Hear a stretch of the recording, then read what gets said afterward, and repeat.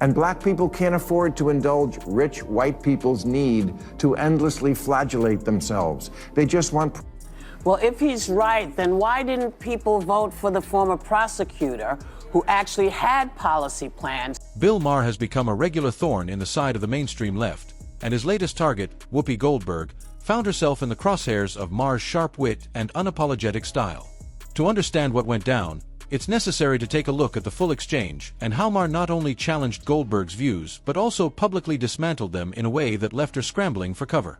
Let's go back to the moment that sparked the latest round of verbal sparring. On the set of The View, a show notorious for its fiery exchanges and often questionable takes on current events, Whoopi Goldberg decided to take a swing at Maher. She had been catching wind of some of his criticisms of the progressive left, especially their stance on issues like race, policing, and what she deemed the woke mob mentality. Like so many others before her, Goldberg apparently believed she could get away with criticizing Maher in a space where everyone seemed to be on the same ideological page. But Maher, known for his unabashedly honest and often brutal critiques, wasn't going to let that slide without putting her in her place. Maher wasn't just being argumentative for the sake of it. He was raising a valid concern about what he sees as the growing disconnection between the left's woke agenda and the realities faced by everyday Americans, particularly black Americans. To make his point, Maher stressed that black people, who often don't have the luxury of engaging in virtue signaling or ideological flagellation, just want basic things: lower prices, better jobs, and responsible policing. They want the police to respond when they call, and they want their communities to be safe. In Maher's view, these are tangible concerns that shouldn't be drowned out by the distractions of the ideological battles waged by the political elite or by those who are more concerned with moral grandstanding than actual progress. Enter Whoopi Goldberg, who, rather than addressing Maher's main point, decided to shift the conversation by pulling in the tired rhetoric of how voters should have chosen the former prosecutor with a plan for the working class. She seemed to miss the point completely, veering off into an attack that lacked substance and instead sought to derail the discussion.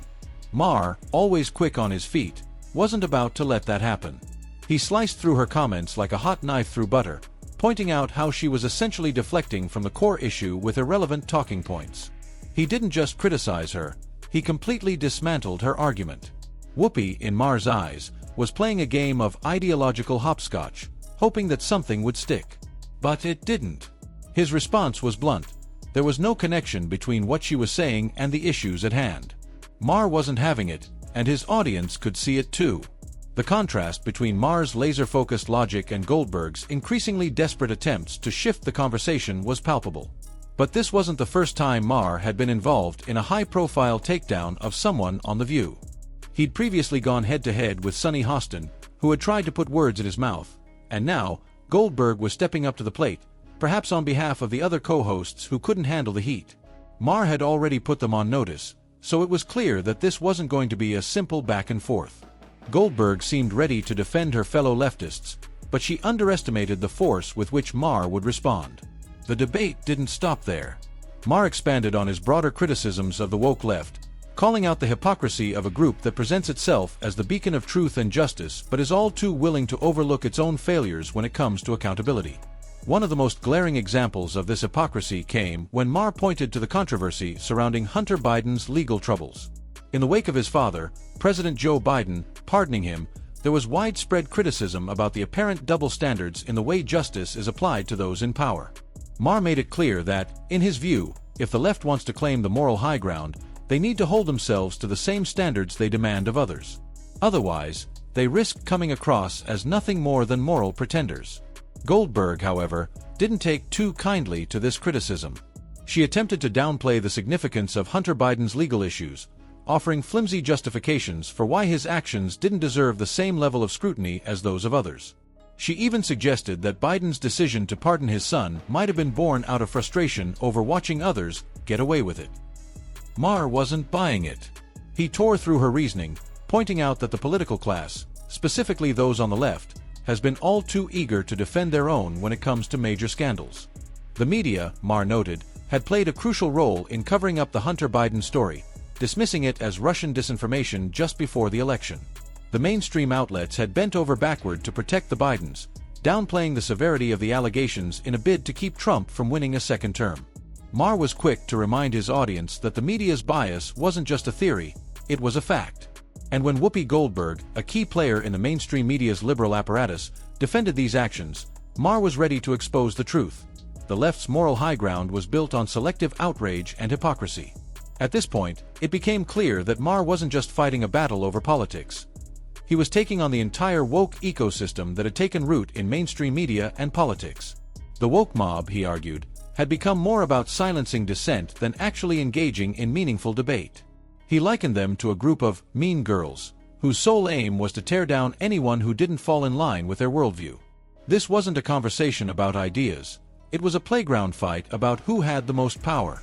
Whoopi, for her part, had tried to play the role of defender, but Maher wasn't backing down. His response was sharp, smart, and unapologetically honest. He took aim at the hypocrisy of those who decried Trump's victory as illegitimate but refused to acknowledge that, in the world of politics, sometimes the other team scores. Instead of clinging to conspiracy theories or blaming everything on Russia, Maher suggested that perhaps it was time for the left to stop playing the victim and start focusing on what really matters: the future of the country. Bill Maher's takedown of Whoopi Goldberg wasn't just a critique of her political views. It was a broader condemnation of the left's inability to engage in honest discourse. By calling out the hypocrisy of those who claim to speak for justice but fail to live up to their own standards, Maher exposed the ugly underbelly of the woke mob. And in doing so, he delivered a devastating blow to the narrative that had been constructed around him by the left. By the end of the exchange, it was clear that Whoopi Goldberg, like many others, had underestimated the force of Maher's intellect and wit.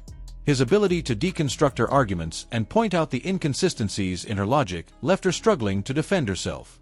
In the end, Maher didn't just win the debate. He turned it into a masterclass in how to expose the flaws in the woke ideology. As the dust settled, Maher's message was clear.